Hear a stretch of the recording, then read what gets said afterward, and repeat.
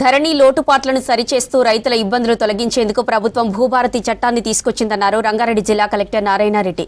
భూభారతి చట్టంలో ఎలాంటి సమస్యలనైనా తప్పులు వచ్చినా త్వరగా పరిష్కరించేందుకు అవకాశం ఉంటుందన్నారు. రంగారెడ్డి జిల్లా షాద్నగర్ నియోజకవర్గం కొత్తూరులో భూభారతి చట్టంపై ఏర్పాటు చేసిన అవగాహన సదస్సుకు హాజరయ్యారు కలెక్టర్ నారాయణరెడ్డి. పెహల్గాంలో టెర్రరిస్టుల దాడిలో మరణించిన మృతులకు 2 నిమిషాలు మౌనం పాటించి నివాళులర్పించారు.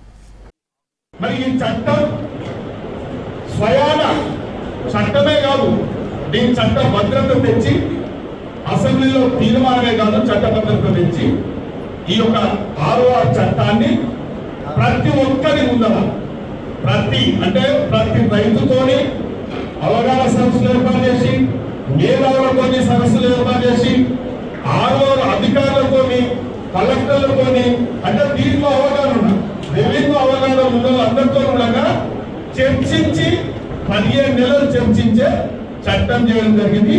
అయినా ఇంకేమన్నా లోపాలు ఉంటాయేమో అన్న ఆలోచనతోనే ఈరోజు భూభారతి చట్టం అవగాహన సదస్సు కలెక్టర్ గారి యొక్క ఆధ్వర్యంలో ప్రతి మండల హెడ్క్వార్టర్లో రైతులను, రైతు మేధావులను, అధికారులను, నాయకులను మళ్ళొక్కసారి ఈ యొక్క పిలిపించి ఈ అవగాహన కొత్త చట్టం అవగాహన కల్పిస్తే అందులో ఇంకేమైనా లోపాలు ఉంటే మీ సలహా తీసుకోవడానికే ఈ అవగాహన సదస్సు పెట్టడం జరిగింది. కాబట్టి భూభారతి చట్టం పైన అవగాహన సదస్సులను అన్ని మండల స్థాయిలో అక్కడ ఉన్న రైతులకు అవగాహన కల్పించే విధంగా నిర్వహించమని ఆదేశాలు ఇచ్చారు. దానికి అనుగుణంగా ఈరోజు కొత్తూరు మండలంలో గౌరవ ఎమ్మెల్యే గారు, ఇతర ప్రజాప్రతినిధులు, ముఖ్యంగా రైతు సోదరులందరితో ఈ యొక్క అవగాహన కార్యక్రమాన్ని నిర్వహించడం జరిగింది.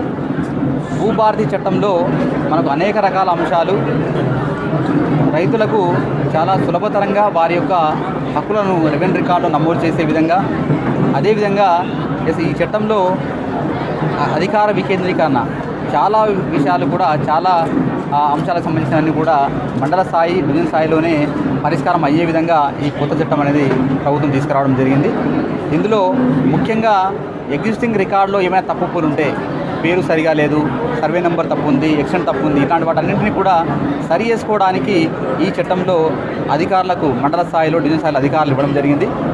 అట్లే ఈ చట్టంలో వారసత్వంగా వచ్చే భూమికి ప్రాపర్ ఎంక్వైరీ చేసిన తర్వాతనే విరాసత్ అనేది ఇచ్చే విధంగా చట్టంలో మనకు ఉంది.